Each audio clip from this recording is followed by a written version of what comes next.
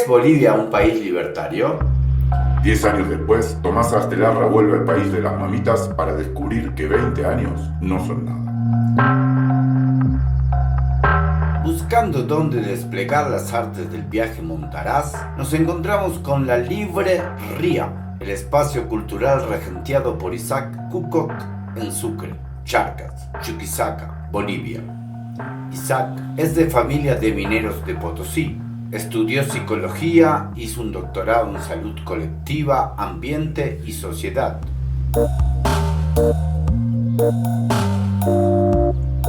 Es docente del programa de maestría en cambio global, gestión de riesgos y seguridad alimentaria, saberes locales, conocimientos ancestrales y efectos del cambio climático de la Universidad Andina Simón Bolívar, sede en Sucre, Charcas, Chuquisaca, Bolivia. Sus trabajos van desde los efectos continuos sobre la salud comunitaria y mental de la minería, desde la colonia a nuestros días, la crisis de la pandemia del COVID y la parte que le toca a las mujeres en todo este entuerto. ¿Cómo no entrevistarlo? También hablamos del fracaso del proceso de cambio del MAS en Bolivia, sus consecuencias ambientales y la necesidad de buscar esperanzas en pequeños emprendimientos y actos cotidianos dentro de esta emergencia civilizatoria o Pachacuti. La luna con gatillo. Una crítica política de la cultura. Con ustedes, Isaac Kukoc. Bueno, Isaac, buenas tardes, ¿cómo andas? Buenas tardes, Tomás. Muy bien, gracias.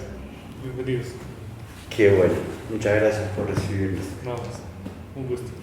Che, Isaac, por ahí para la gente en Argentina que le cuentes un poco de tu experiencia académica, en qué venís investigando, qué temas te están interesando últimamente y en tu historia. Bueno, el tema es muy largo, creo que es un tema de vida, ¿no? Yo vengo de una familia minera, mi abuelo era minero, mi padre era minero, y coincidentemente todos murieron muy jóvenes.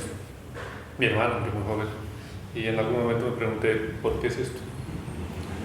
Y entre las respuestas que encontré estaba la contaminación de las minas, el maltrato, la exclusión, las dificultades en el trabajo, a pesar de que ellos eran gente acomodada, no era un peón, eran dueños de minas. Pero aún así tenían problemas, cáncer de pulmón, estuvieron en derrumbes. Entonces uno se pregunta, ¿qué está pasando?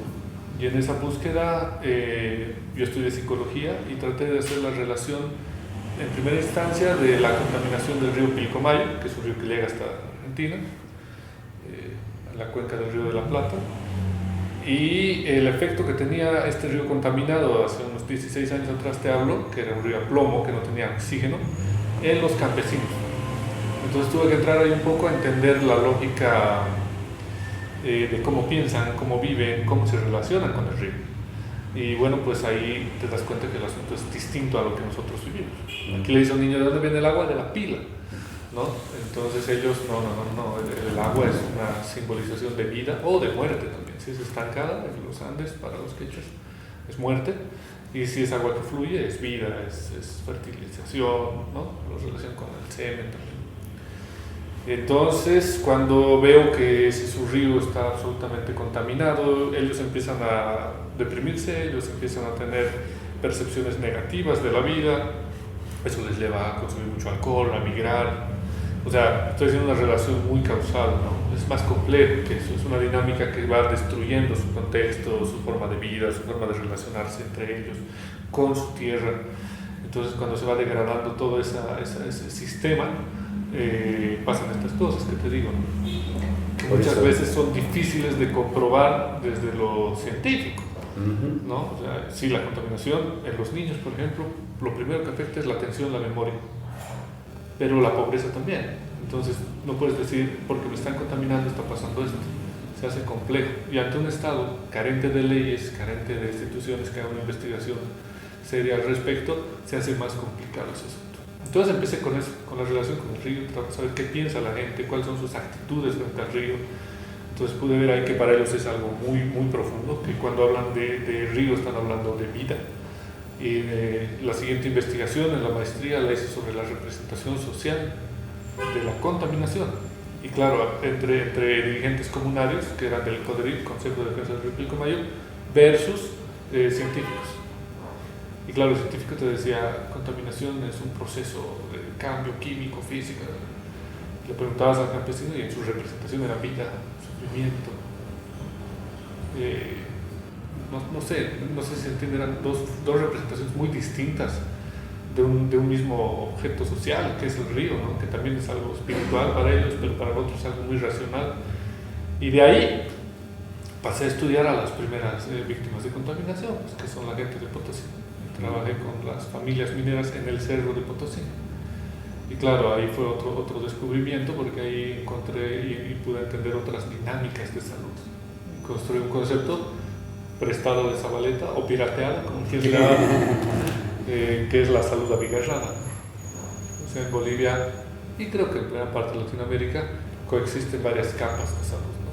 O sea, puede coexistir una que es naturista, una que es sobrenatural, espiritual, y la hegemónica. Entonces, al estudiar este tema de la salud en las familias, nos damos cuenta de que se recurre a todo eso. Pero no basta con eso para entender la situación de la salud, sino hay que entender lo que se llama la determinación social de la salud. Eso implica entender los tres niveles, ¿no? Lo general, lo particular y lo singular. Es decir, hay un contexto general, donde están las leyes, donde están las normas, donde está la religión, donde está tu relación metabólica con el medio ambiente. Hay una relación particular, que son las relaciones de clase entre las personas, entre los grupos, y está lo individual, ¿no? Donde encarna la enfermedad. Entonces, entender eso en Potosí me llevó a entender que Bolivia es un país minero, que han habido siempre élites que han gobernado el país asociadas a la minería, entender que esas políticas mineras, que yo decida, no sé, desde ahora ya el estaño ya no se vende, una idea de los perros más, ¿no? Esa decisión política afecta a la salud del individuo.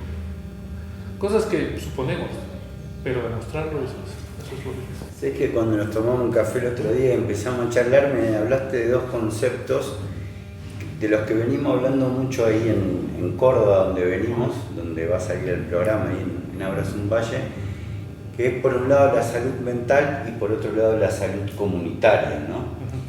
Y en eso yo, que hace años vengo a Bolivia, veo que empieza a haber ciertas conexiones, ¿no? Sobre todo porque ahí estas comunidades neorurales hippies de Córdoba empiezan a tener esta cosmovisión de la corpachada, de la coa, de la minga, y también de la protección ambiental y del ecofeminismo. Y de alguna manera te voy a correr un poco de la minería en algo que vimos hoy con Diego, que en un video de YouTube que hablabas en la pandemia del COVID. Y allá pareció algo parecido a lo que me contaron que pasó acá, que ante la falta de vacunas o ante no querer vacunarse o estar en contra de la medicina hegemónica capitalista, se recurrieron a los yuyos o al dióxido de cloro, por ejemplo. Yo me acuerdo que me contaban acá bastante, lo cual para el epicentro, digamos, capital progresista hegemónico de Buenos Aires era algo así como una salvajada. Sí, una aberración. Una aberración, ¿no? Aún en los sectores más anticapitalistas, el tema del COVID y de vacunarse fue como una especie de paradigma. Bueno, creo que hay dos partes ahí en la pregunta. La primera es interesante como para nosotros hay una decisión entre salud mental, salud física y salud comunitaria. En el mundo indígena, lo que me ha tocado ver, no soy un experto tampoco en el tema, no hay esa asociación. Es decir, en la mina, por ejemplo, si tú te das el jalpa, que es una hinchazón de las manos, y que yo lo puedo interpretar desde la medicina occidental hegemónica como, no sé, pues un proceso inflamatorio por la exposición a los metales pesados y demás, ellos lo asumen que es flojera. Entonces cuando estás flojo se te hinchan las manos. Y para curarte te van a dar hierbas, mates, pero además tienes que empezar a trabajar. Se asocian las cosas, no es la enfermedad solamente física, sino también es mental, espiritual. Entonces el susto, por ejemplo, que eso es desde Sudamérica hasta Norteamérica, yo me animaría a decir existe, ¿no? Es un llamado al espíritu, pero eso se hace con hierbas, pero también se hace con rituales y cosas espirituales psicológicas, que en la psicología no las reconocen, pero son psicológicas, ¿no? Entonces creo que esa decisión es difícil comprenderla si no has nacido en ese espacio. Un poco lo que hablábamos también la otra vez al hablar el entenado, al final del libro nos muestra que no hay esa posibilidad de entender cómo piensa un indígena, si es que no has estado ahí, si es que no has aprendido de eso. Entonces, cuando hay un proceso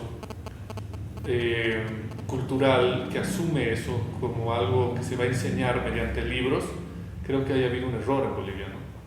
O sea, hemos empezado a hablar de la Pachamama, de vivir bien y lo demás, y hemos enseñado algo teóricamente que solo se aprende prácticamente. Entonces haya habido como una contradicción. Y en salud es lo mismo. En salud el hecho no se va, te curas obviamente con un medicamento, pero eso va a volver si es que no arreglas lo espiritual también. Y recurres a cosas espirituales sabiendo que el otro no te va a ayudar. Yo tengo una anécdota muy interesante, es decir, cuando robaron a una señora muy viejita, un martillo perforador, eso le costaba como trabajar hasta su muerte, ¿por qué no? Sin pago. Entonces yo dije, vamos a la policía. No, ya estamos arreglando. Bueno, entonces esperamos, yo dije, habrán ido a traer al fiscal, no, bueno. Y llegan con una ñatita envuelta, es el cráneo, ¿no? Y ponen el cráneo y le ponen las velas y todos a rezar y a pedir que les avise quién ha robado. O sea, ¿solucionó el problema? No, pero se sintieron mucho mejor, sí.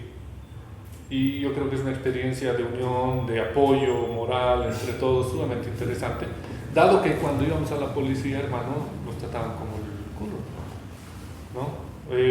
Otra vez vamos a la policía, a una mujer la viola, les decimos que nos ponen una denuncia, la han violado, y la policía te pregunta, ¿cuál es el nombre del violador? Entonces creo que hay esto que te digo, este abigarramiento, ¿no? Entonces, dentro de eso, la salud mental y la salud física es algo que no está decidido, no hay esa separación, que en filosofía llamaríamos esa separación entre la naturaleza y el objeto sujeto. No hay esa decisión, naturaleza-objeto. Entonces, eso es interesante. Y lo comunitario, bueno, lo comunitario es otro mundo, ¿no? Lo comunitario es una estructura social fuerte que hay en Bolivia, que no es individualista, que es colectiva. Por eso te decía, hablábamos, puede haber un fenómeno Milei acá, difícil, porque la comunidad no va a votar por uno por un sujeto que le caiga bien en el TikTok o en el otro caso. Es un poco difícil que se logre eso. Yo creo que lo que va a pasar es, va a haber todavía ese voto comunitario que va a equilibrar esas fuerzas. Lo comunitario es muy fuerte en Bolivia. A la vez hablamos también, ¿no?, en esto de que se perfila como el fin ya del proceso de cambio del MAS, ¿no? Y esto que, bueno, yo me sorprendo que vengo acá a Bolivia y mucha gente en la calle me dice, no va más. Como que hubo algo de poco entendimiento de este abigarramiento, de esta salud comunitaria. Si bien en Argentina o en muchos lugares del mundo se vio esto del presidente indígena, de la Pachamama, del buen vivir, como que quedó en algo publicitario y en las prácticas reales de las políticas públicas del MAS no se tuvo en cuenta todos estos factores. Claro, porque nunca cambiaste el lenguaje del Estado. Es decir, tenías todas las ideas, tenías todas las leyes, pero la burocracia nunca se cambió. ¿Qué te digo? Se cambiaron hasta los actores. Un dirigente campesino modesto pasa a ser alcalde de una región. Genial, nunca ha habido eso en Bolivia. Pero una vez que es alcalde, quiere hacer algo y tiene que hacer el diseño, el prediseño, los términos de referencia y toda una burocracia el miércoles para poder sacar el proyecto que él quiere. No sabe, no puede. Eso no lo arreglaba en su comunidad. En su comunidad se sentaban y estaban horas de horas hablando hasta que lo solucionaban. Pero ante este nuevo reto, que es la burocracia estatal, nunca han estado preparados. Entonces han habido intermediarios, que han sido los burócratas de hace 30 años, que han direccionado un poco para dónde van las cosas, ¿no? Pero obviamente eso no es el único factor. Otro factor ha sido que alguna vez alguien me dijo, hay que cambiar todo para que nada cambie, ¿no? Entonces lo que ha pasado es que en vez de que se hayan interiorizado con este proceso, que se hayan interiorizado con las políticas y las leyes y lo que se quería hacer, han entrado a hacer lo que hacían los anteriores, ¿no? O sea, ha habido y hay muchos indicios de que ha habido mucha corrupción, muchos procesos negativos, ¿no? Que no han permitido llevar eso adelante. Y eso se debe también a que el MAS nunca ha tenido, si bien ha tenido mayoría, todo eso, nunca ha tenido una base preparada, ¿no? O sea, no era el número suficiente de personas para ocupar esos puestos. Y nunca se los han capacitado. Yo me acuerdo cuando era niño iba y pasaba que estaban haciendo los obreros tenían formación sindical después de trabajar. O sea, esos procesos de concientización, de estudio, de pensar los problemas, se han minimizado, ¿no? Se han minimizado y bueno, eso ha afectado bastante que ese proceso, y no creo que solo en Bolivia, sino todos los procesos de izquierda, o muchos de los procesos de izquierda, son también susceptibles a corromperse, ¿no? Y pierden esa capacidad de ser autocríticos. El caudillo hace mucho daño. Entonces en el campo hay algo sabio. En el campo las comunidades tienen un dirigente y dura un año y después lo cambian, ¿no? Y te va a tocar sí o sí, y le toca a cualquiera de los que estén en el grupo, porque es parte de la responsabilidad. Entonces cuando tienes a alguien que va a estar mucho tiempo, se engatusa con el poder, le encanta y pasa lo que pasó. Hablando también de tu historia y tus investigaciones,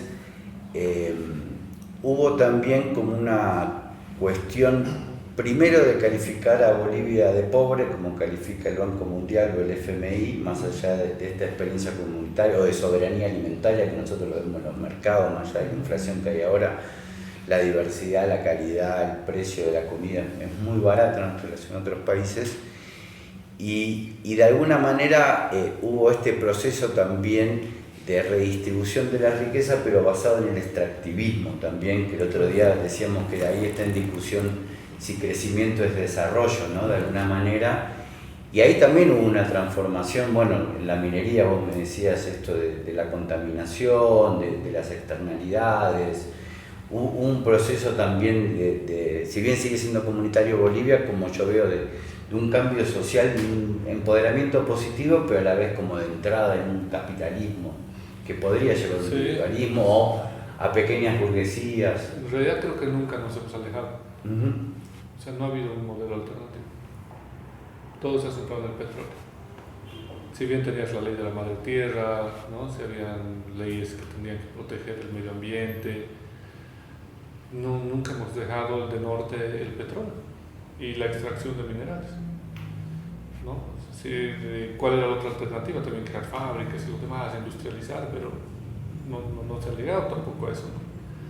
Entonces es un problema de la izquierda, porque tiene la misma idea de desarrollo que la derecha, la industrialización, el tener más productos, el crear más productos, es lo que ha hecho China, ¿no? O sea, China es pues comunista, hasta donde yo entiendo, pero produce basura y contamina más que cualquier país capitalista.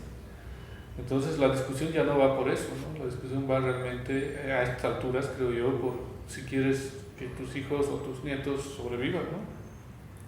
Y para eso hay unas teorías que plantean, por ejemplo, el decrecimiento. Entonces es necesario crecer tanto, es necesario que todos tengamos que tener auto, es necesario que todos tengamos que tener una super casa.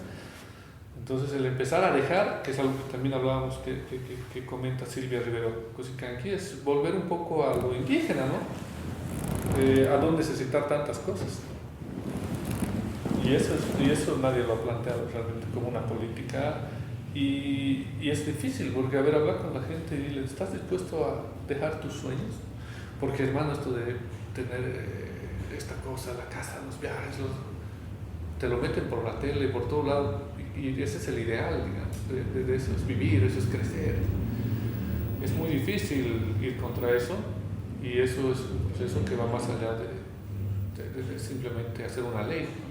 Es un proceso de educación, es un proceso jodido.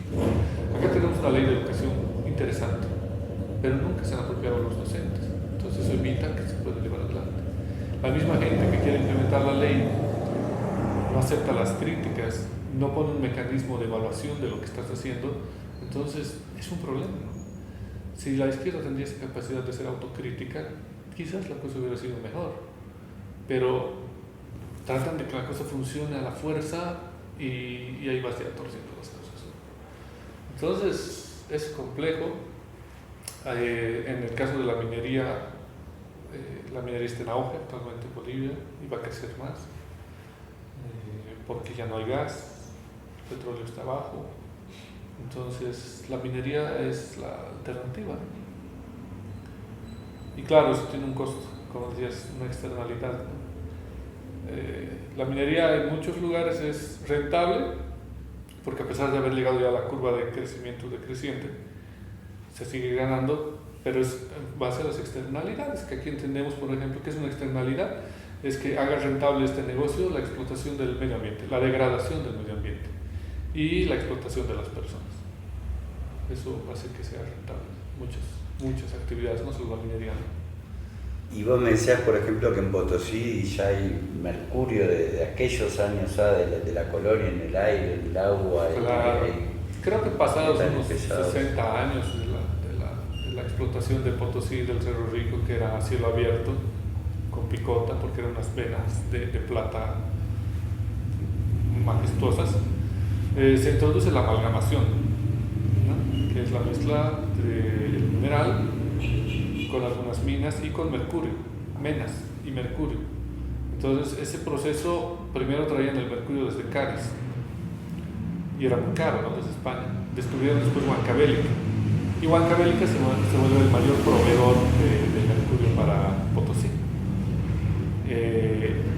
y son toneladas de mercurio que se utilizan para hacer la plata, tanto así que hasta hoy en día los índices de mercurio, midas donde midas, y no lo digo yo, lo dicen estudios de gente mucho más entendida, hay mercurio, está en la tierra, está en los adobes, está en los patios.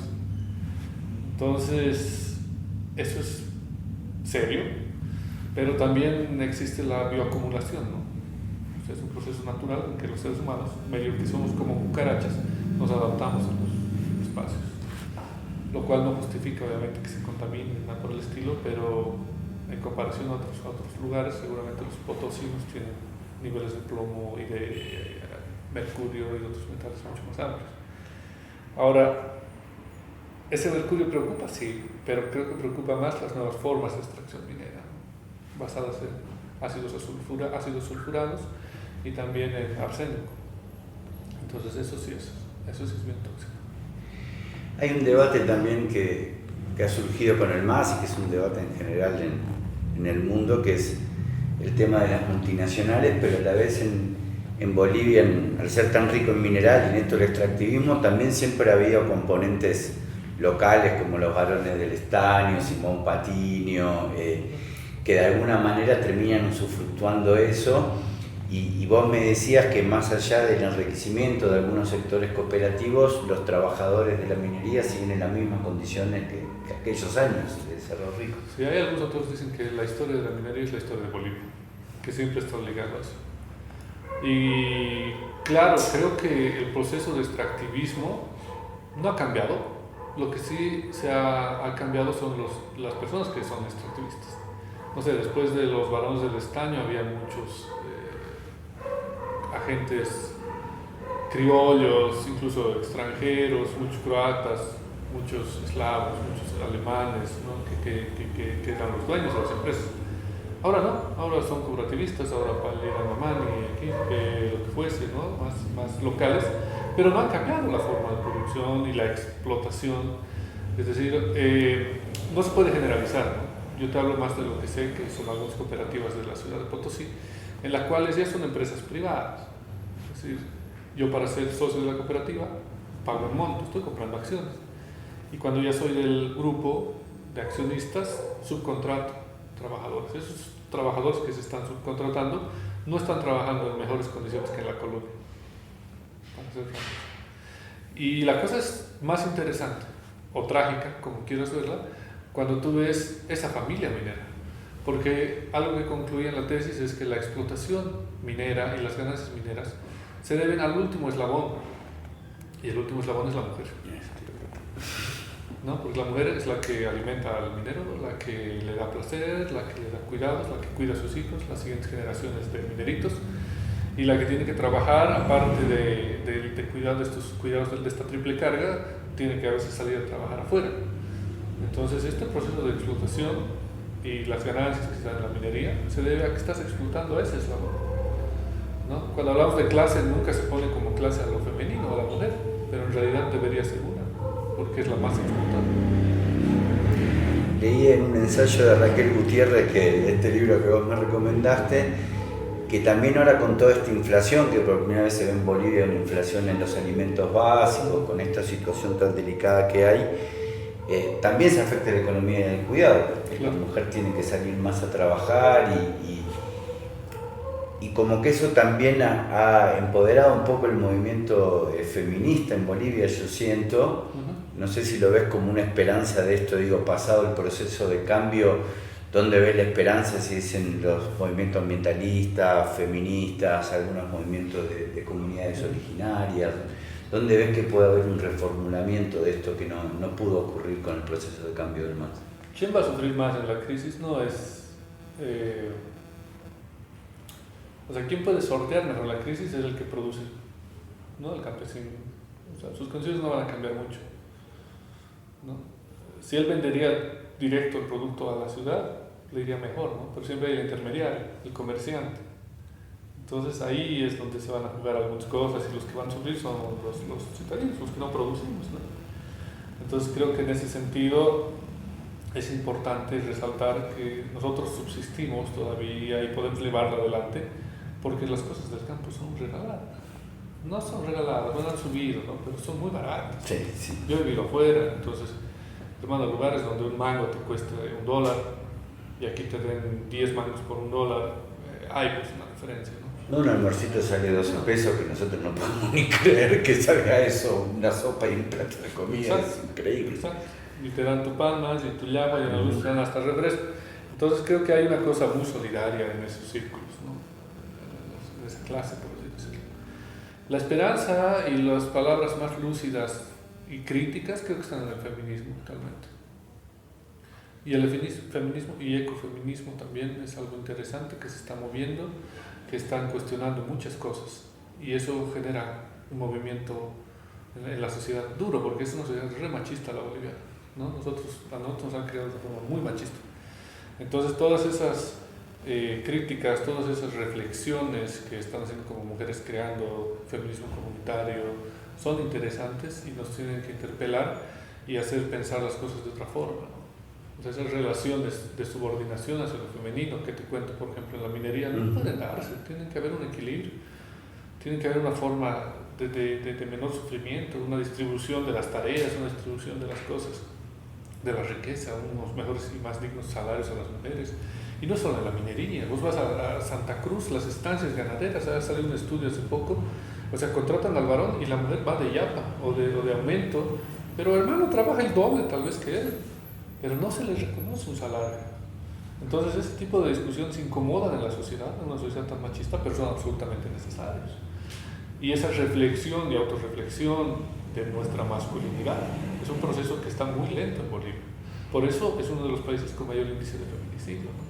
Porque como varones no estamos dispuestos a cambiar y a modificar. Tampoco hay políticas que promuevan eso de forma seria, ¿no? ¿Cuánto se ha invertido en masculinidades en Bolivia en los últimos 15 años? Casi nada. Es como vergonzoso incluso el asunto.